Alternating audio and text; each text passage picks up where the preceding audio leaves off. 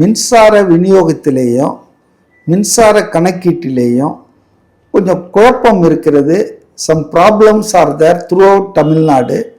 அதை அட்டன் பண்ண முயற்சி பண்ணிட்டு இருக்காங்க. மக்கள் என்ன அப்படியே வேர்த்து படுத்துக்கிட்டா இருப்பாங்க, உழைச்சிட்டு வராங்க. அட்லீஸ்ட் இரவு நேரத்தில் நிம்மதியாக தூங்கினா தானே அடுத்த நாள் so they use AC, air cooler, fan எல்லாத்தையும் கரண்ட்டாக யூஸ் பண்ணுறாங்க. ஒருவேளை தனியார் மையத்துக்கான திட்டமிடல் அது அதெல்லாம் உங்களை மாதிரி ஆட்கள் தான் இந்த மாதிரி யோசிப்பீங்க. 1,40,000 பணியாளர்கள் ஆஸ் ஆஃப் நவ் இன்றைக்கு இபிக்கு தேவை. ஆனா 70,000 பேர் தான் இருக்காங்க. ஆடி தள்ளுபடி மாதிரி 50% தான் ஒர்க் பண்ணிட்டு இருக்காங்க. இதெல்லாம் திடீர்னு இப்ப வந்த பிரச்சனைகள் இல்லைங்க. தொடர்ச்சியாக செந்தில் பாலாஜி அங்க உருட்டுறதுலயே இருந்தார் இபியில. அவர் எதுல டெண்டர் அடிக்கலாம், காசு அடிக்கலாம், எல்லாம் பண்ணதின் விளைவுதான். அதாவது செய்திகளை சொல்வது, விமர்சனம் பண்ணுவது ஒரு வகை, வதந்திகளை பரப்பி விட்டுட்டு அது மேல விவாதம், டிபேட் நடத்துறது இன்னொரு வகை. இது உள்நோக்கம் கொண்டது. என்ன பர்சனலா கேட்டா இதை தனியார் விட்டு தொலையா, பஸ்ஸை விடக்கூடாது, இபியை விடக்கூடாது, அந்த மக்களை பயன்படுத்துற எதையும் விடக்கூடாது. சிகரெட் விற்கிறது, மதுபானம் விற்கிறது, சுண்டல் விற்கிறதெல்லாம் நீ பார்த்துட்டு இருந்தா கவர்மெண்ட்டுடைய ஃபோக்கஸ் போயிடுது இல்ல. ஆட்சியாளர்களும் அதிகாரிகளும் அந்த ரத்தீஸுக்கு மரியாதை கொடுத்தது, அவர் சொன்னபடியெல்லாம் சப்ளை வாங்கினது காரணமே உதயநிதியினுடைய ஆள் அவர் அப்படின்றதால் தான். நிர்மல் குமாருக்கு டூ மெனி டிபார்ட்மெண்ட் இருக்கிறதும் ஒரு கெட்டது தான் நினைக்கிறேன். சட்டத்துறை அவர் கையில் இருக்கு, இந்த மின்சாரம் அவர் கையில் இருக்கு. ஏதாவது ஒன்றை பார்க்க சொல்லணும். எல்லாரும் பிள்ளைங்களும் டாக்டர் ஆயிட்டா அப்புறம் யார் கம்பவுண்டரா இருப்பாங்க, யார் நர்ஸா இருப்பாங்க? என்னங்க நீங்க யதார்த்தத்தை சொன்னல, நீங்க ஆசைப்படுங்க.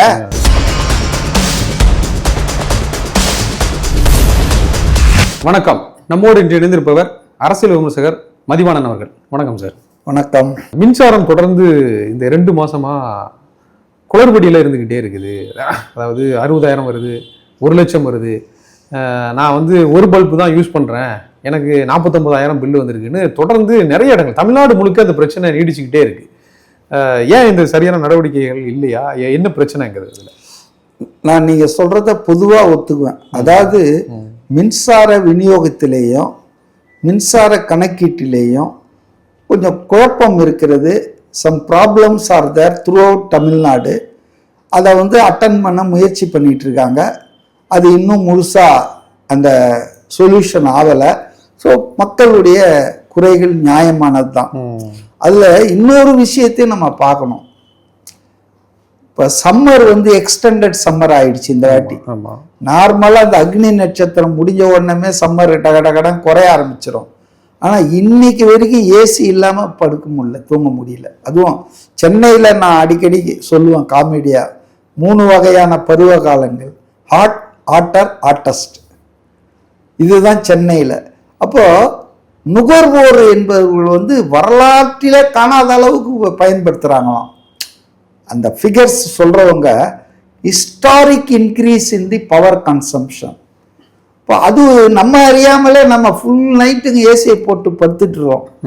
அப்புறம் பில்லு அதிகமாகிடுச்சு, போன மாதத்துல ரொம்ப ஜாஸ்தி ஆயிடுச்சுன்னா அதுவும் மக்கள்கிட்ட கொஞ்சம் இருக்கு. ஓவர் யூசேஜ் ஆகுது. அதுக்கு காரணம் இயற்கை, கால சூழல். மக்கள் என்ன அப்படியே வேர்த்து படுத்துக்கிட்டா இருப்பாங்க, உழைச்சிட்டு வராங்க. அட்லீஸ்ட் இரவு நேரத்தில் நிம்மதியாக தூங்கினா தானே அடுத்த நாள் so they use AC, air cooler, fan எல்லாத்தையும் கரண்ட்டாக யூஸ் பண்ணுறாங்க. ஒருவேளை தனியார் மையத்துக்கான திட்டமிடல் அது அதெல்லாம் உங்களை மாதிரி ஆட்கள் தான் இந்த மாதிரி அளவிடுறதுக்கு எங்களுக்கு ஆள் இல்லை அப்படின்னு நிர்மல்குமார் சொல்லியிருந்தாரு. ஏற்கனவே பேசும்போதே சொல்லியிருக்கேன். 1,40,000 பணியாளர்கள் ஆஸ் ஆஃப் நவ் இன்றைக்கு இபிக்கு தேவை. ஆனா 70,000 பேர் தான் இருக்காங்க. ஆடி தள்ளுபடி மாதிரி 50% தான் ஒர்க் பண்ணிட்டு இருக்காங்க. So it's a fact. அதனாலதான் அவர் வந்தவன ஒரு 15,000 நிரந்தர பணியாளர்கள் எடுக்க போறேன்னு சொல்லியிருக்காரு. அப்படி எடுத்தா கூட நீங்க பாத்தீங்கன்னா 70, 15, 85 தான். அப்பவும் 55,000 ஸ்டாஃப் ரிடக்ஷனில் தான் இருக்குது, ஷார்ட்டேஜ். ஸோ அதனால் வந்து இதெல்லாம் வந்து திடீர்னு இப்போ வந்த பிரச்சனைகள் இல்லைங்க. தொடர்ச்சியாக செந்தில் பாலாஜி அங்கே உருட்டுறதுலேயே இருந்தார் இபியில். அவர் எதில் டெண்டர் அடிக்கலாம், காசு அடிக்கலாம், எல்லாம் பண்ணதின் விளைவு தான் டாஸ்மாக் இந்த அளவுக்கு சீரழிஞ்சு போனதுக்கும் இபி வந்து இந்த அளவுக்கு தறிகெட்டு போனதுக்கும் பல காரணங்கள் இருக்கு. ரெண்டையுமே தனியாக அதுல ஒண்ணு வந்து செந்தில் பாலாஜி அவர் தலைமையேற்று நடத்தின பீரியட்ல, அதாவது இந்த கொட்டையை எடுத்துட்டு அப்படியே சொலையோட முழுங்குவாங்கன்னுவாங்க, அந்த மாதிரி இவர் வந்துங்க ஊழல் பண்ணி எல்லாத்தையும் நாசம் பண்ணியிருக்காரு. They need some time, new government need some time. ஒரு 6 மாசமாவது தேவைப்படும். மந்திரம் இல்லை நம்ம கையில், மந்திரக்காளி உடனே மே 10ஆம் தேதி எல்லாம் ஓகே எல்லாம் பண்ண முடியாது. தனியார் மையத்தை எதுக்க வேண்டியது இருக்குல்ல? தனியார் மையம்னு யாராவது சொன்னாங்களா? இப்படிதான் ஒரு வதந்தியை கிளப்பி விட்டாங்க. நான் வரேன், டாஸ்மாக் கடையெல்லாம் தனியார் மயம், அதுவும் பெருநகரங்கள்ல. நாங்க அவர் அழகா பதில் கொடுத்துட்டார் அமைச்சர், இந்த மாதிரிலாம் கிடையாதுங்க, ஏன் இப்படி வதந்தியெல்லாம் பரப்பிட்டு இருக்காங்கன்னு. அதாவது செய்திகளை சொல்வது, விமர்சனம் பண்ணுவது ஒரு வகை, வதந்திகளை பரப்பி விட்டுட்டு அது மேல விவாதம் டிபேட் நடத்துறது இன்னொரு வகை. இது உள்நோக்கம் கொண்டது, அது ஊடக தர்மம். நான் என்ன சொல்றேன்னா, தனியார் மயம் என்பது இல்லை எதுலையுமே. பல பெர்மிட்டேஷன் காம்பினேஷன் பேசியிருப்பாங்க. இப்ப ஆய்வு கூட்டங்கள் நடத்துறாங்க இல்லையா, அதுல பல கருத்துகள் வந்து இருக்கும். ஒரு அதிகாரி சொல்லியிருப்பான், சார் பேசாம இந்த பாரு இதெல்லாம் தனியார் குத்துலாம் சார். என் பர்சனல் ஒப்பீனியன் என்ன தெரியுமா, நான் எப்பவுமே சொல்றேன், அரசாங்கத்துக்கு ஊத்தி கொடுக்குற வேலை கிடையாது. புரியுதுங்களா? எவ்வளவு வேலை இருக்கு அரசாங்கத்துக்கு, இந்த வேலை அரசாங்கத்துக்கு கிடையாது. என்ன பர்சனலா கேட்டா, இதை வந்து தனியார் விட்டு தொலையா, பஸ்ஸை விடக்கூடாது, இபியை விடக்கூடாது, அந்த மக்களை பயன்படுத்துற எதையும் விடக்கூடாது. சிகரெட் விற்கிறது, மதுபானம் விற்கிறது, சுண்டல் விற்கிறதெல்லாம் நீ பார்த்துட்டு இருந்தா கவர்மெண்ட்டுடைய போக்கஸ் போயிடுது இல்ல. இப்ப பாருங்க, இந்த விசாகன் ஐஏஎஸ் சிஎம்டி முன்னால டாஸ்மாக், அவர் அக்யூஸ் நம்பர் 2ல இருக்காரு, செந்தில் பாலாஜி அக்யூஸ். அதுல ஒரு பேர் இருக்கு பாத்தீங்களா, ரத்தீஸ். அவர் யார் தெரியுமா? செந்தில் பாலாஜியினுடைய நெருங்கிய நண்பர்னு இவங்க சொல்றாங்க. எஃப்ஐஆர்ல வந்து பொலிட்டிக்கல் புரோக்கர்ன்றாங்க, அரசியல் புரோக்கர்ன்றாங்க. ஆனா உண்மையில என்னன்னா, அவர் தான் வந்து ஆளினால் அழகுராஜா ஃபார் உதயநிதி ஸ்டாலின். உதயநிதியினுடைய துணை முதல்வர் இருந்தபோது குறிஞ்சி இல்லத்துல 24/7 அவரை மேனேஜ் பண்ணது பூரா இவர் தான். ஆட்சியாளர்களும் அதிகாரிகளும் அந்த ரத்தீஸுக்கு மரியாதை கொடுத்தது, அவர் சொன்னபடியெல்லாம் சப்ளை வாங்கினது காரணமே உதயநிதியினுடைய ஆள் அவர் அப்படின்றதால் தான். செந்தில் பாலாஜியுடைய நெருங்கிய நண்பர் 2 பேரும் ஆக்ஸ்போர்ட் யூனிவர்சிட்டியில ஒன்னா படிச்சாங்களா, என்ன கதை சொல்றாங்க. ஸோ அதனால வந்துங்க, என்னை பொறுத்தவரையில இபி டிபார்ட்மெண்ட் கொஞ்சம் ஓவரால் பண்ண வேண்டிய அவசியம் இருக்கு. ஆனா அது ஒரே நாள்ல நடக்காதுங்க, ஒரே மாசத்துல நடக்காது. It needs some time. ஏன்னா இவங்க 5-10 வருஷம் நாசம் பண்ணியிருக்காங்க. அலாவுதீன் அற்புத விளக்கு இல்லை யாருக்கிட்டையும். அதனால அதை ஐ அக்செப்ட், இருக்கு கொஞ்சம் பிரச்சனை இருக்கு இந்த கணக்கிடுவதில். அவன் போய் கணக்கு போடுறதுக்கு ஆளே இல்லைன்னா அவன் பாட்டுன்னு போன மாசத்துதே எடுத்து விட்டு போயிடுவான். இதெல்லாம் நமக்கே அனுபவம் இருக்குல்ல. பழைய ரீடிங் எழுதிட்டு போயிடுவானுங்க. நீங்க பூட்டிட்டு போயிருந்திருப்பீங்க 1 மாசம், அவன் இங்க வரந்தானே தெரியும் இது பூட்டி இருக்கு யூஸுக்கு. பூட்டி இருந்த வீட்டுக்கெல்லாம் 15,000. நான் தான் சொல்றேன்னு சார், நீங்க கணக்கு எடுக்க ஆள் வீட்டுக்கே வராம 2 மாசத்துக்கு முன்னால இருந்த கணக்கை எழுதிட்டு போயிட்டான்னா என்ன, அதே ரீடிங். ஸோ இப்படி கோளாறுகள் இருக்குது. நான் கோளாறுலாம் இல்லை, அப்படியே உத்தமமா இருக்கு எல்லாம் நான் சொல்ல.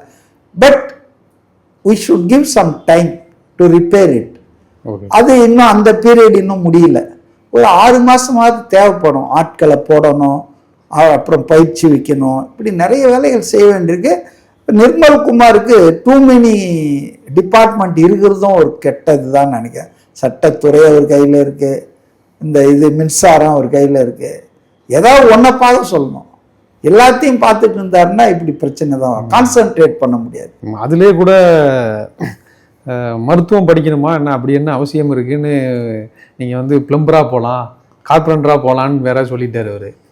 எப்போ முந்தா நாள் எந்த கான்டெக்ட்ல சொன்னாரு? எல்லாருமே, நான் கூட அடிக்கடி சொல்லுவேன் எங்க யூனியன் மீட்டிங்ல, எல்லாரு பிள்ளைங்களும் டாக்டர் ஆயிட்டா அப்புறம் யார் கம்பவுண்டரா இருப்பாங்க, யார் நர்ஸா இருப்பாங்க? நம்ம சொல்லிட முடியும். ஆசை தானே. என்னங்க நீங்க யதார்த்தத்தை சொன்னல, நீங்க ஆசைப்படுங்க. எல்லாருமே டாக்டர் ஆயிட்டாங்கன்னா இல்ல அதை வந்து அரசா ஒரு அமைச்சரா நம்ம சொல்ல முடியாது. இப்ப நீங்க சொல்லிடலாம் அமைச்சரா இருந்துகிட்டு என்ன சொல்றாரு, டாக்டர் ஆகுறவங்க கனவெல்லாம் மாத்திருங்கன்னு சொல்ல. there are many options, available options இருக்கு. நீங்க பிளம்பர் கூட இருக்கலாம். இன்னைக்கு பாத்தீங்கன்னா சில பேர் வந்து கைத்தொழில் ஆட்கள் டெய்லி வந்து 2000-3000 ரூபாய் சம்பாதிக்கிறாங்க. இன்னும் நிரந்தர வேலை இல்லை. ஆனா அவ்வளவு சர்வீஸ் செக்டார் இன்னைக்கு வந்து சேவை இது வந்து ரொம்ப பேய் இருக்கு. உங்களோட கருத்துக்களை மிக தெளிவாக முடிச்சுக்குவோம். நன்றி சார்.